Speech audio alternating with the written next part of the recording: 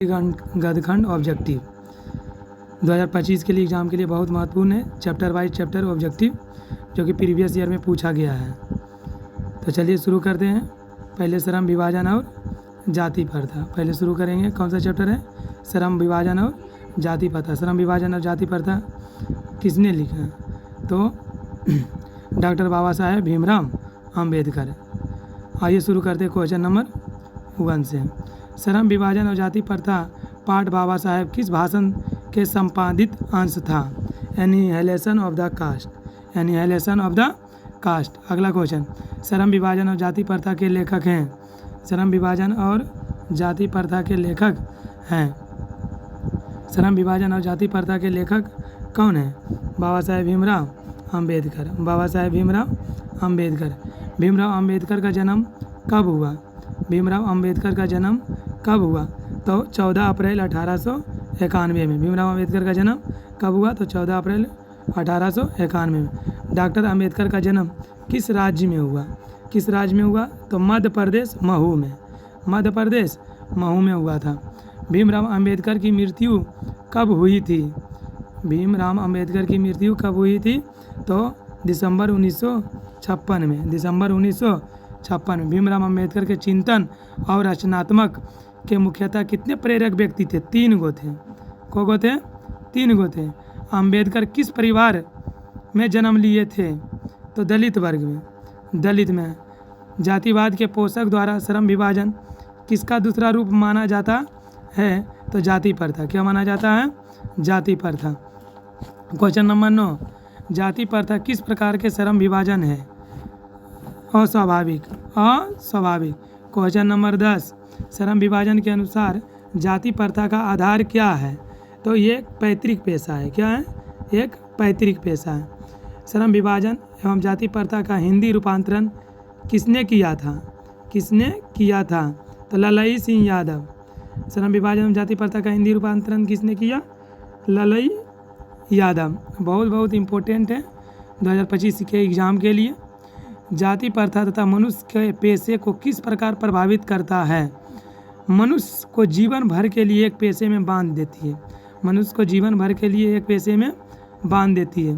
Question number 13, विडंबना का अर्थ क्या है? उपहास। विडंबना के मतलब होता है उपहास। क्वेश्चन नंबर 14, सच्चे लोकतंत्र का पर्याय है? सच्चे लोकतंत्र का पर्याय है भाईचारा। क्या है? भाईचारा। क्वेश्चन नंबर 15, भीमराव अंबेडकर के प्रेरक के क्या नाम था? भीमराव अंबेडकर के प्रेरक का क्या नाम था? बुद्ध, कबीर, ज्योति फूले। क्वेश्चन नंबर 16, बाबा साहेब अंबेडकर की संपूर्ण बाड़मय नामक पुस्तक कितने खंडों में प्रकाशित की गई? 21 खंडों में प्रकाशित किया गया। कितना खंडों में प्रकाशित किया गया? 21 खंडों। चलिए अब क्वेश्चन नंबर 18 से शुरू करते हैं। आज पहला चैप्टर को हमको समाप्त कर देना है, श्रम विभाजन और जाति प्रथा को। चलिए क्वेश्चन नंबर अगला।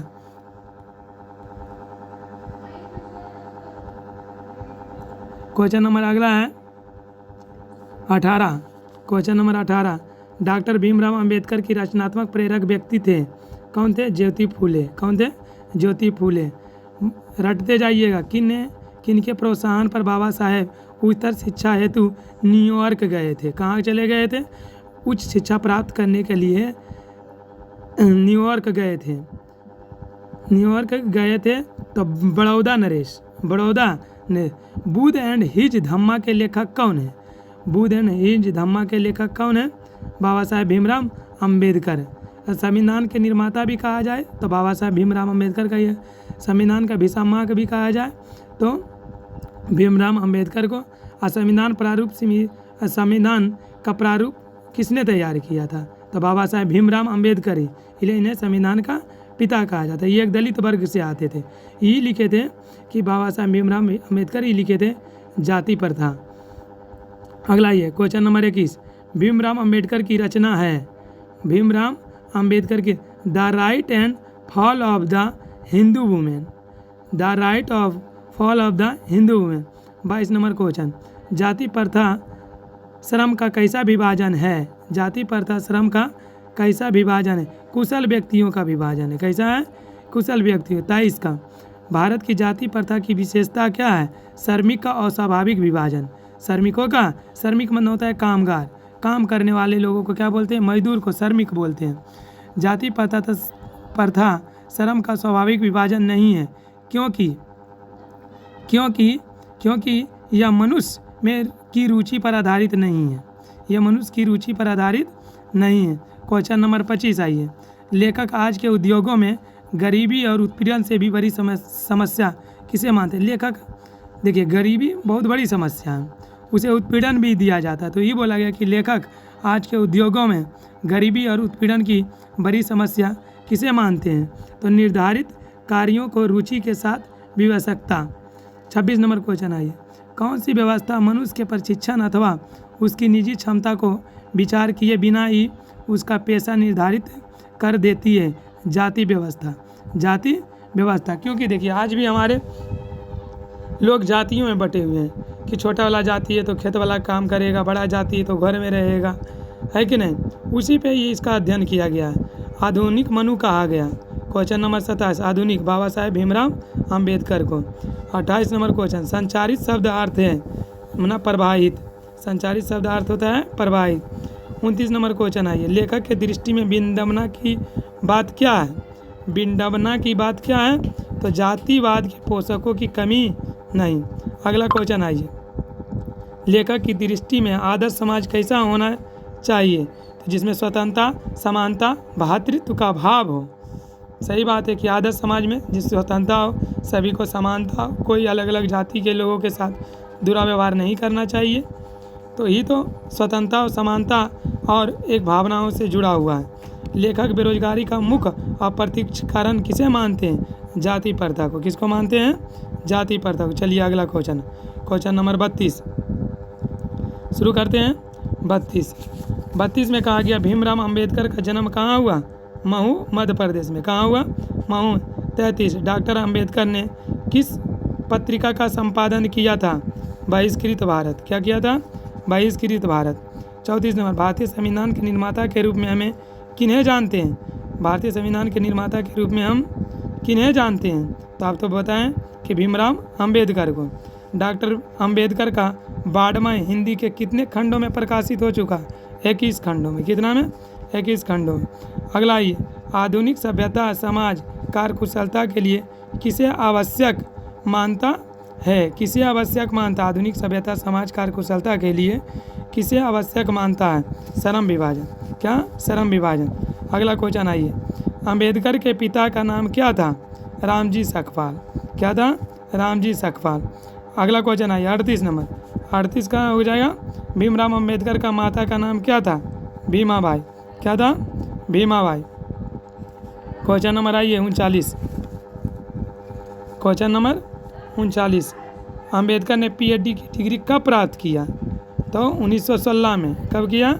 1916 में। अगला क्वेश्चन है 40 the caste in India their mechanism किसकी रचनाकार हैं? तो बाबा साहेब भीमराव अंबेडकर की। क्वेश्चन नंबर आइए 41 आइएगा। 41 का मुख्य नायक क्या है? पत्रिका। मुख्य नायक क्या है? पत्रिका। मुख्य नायक क्या है? पत्रिका है। 42 नंबर आइए। आधुनिक सभ्य समाज में कार्यकुशलता के लिए किसको आवश्यक माना गया है?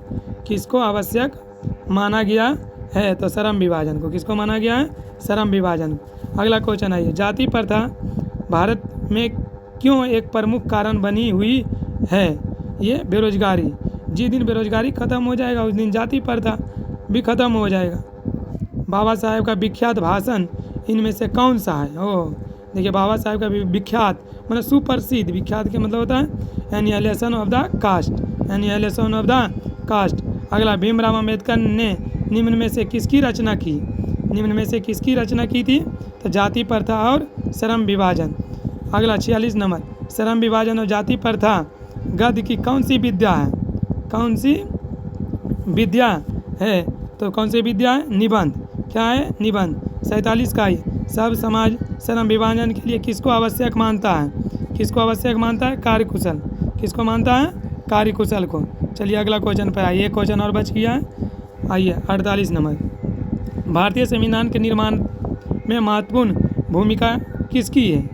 महत्वपूर्ण भूमिका किसकी है? तो 48 भीमराव अंबेडकर का। किसका है? भीमराव अंबेडकर का। इसी तरह देखिए चैप्टर बाय चैप्टर करवाते जाएंगे, पूरा हिंदी का ऑब्जेक्टिव करवा दिया जाएगा। ठीक है, सबको बहुत बहुत थैंक यू सो मच।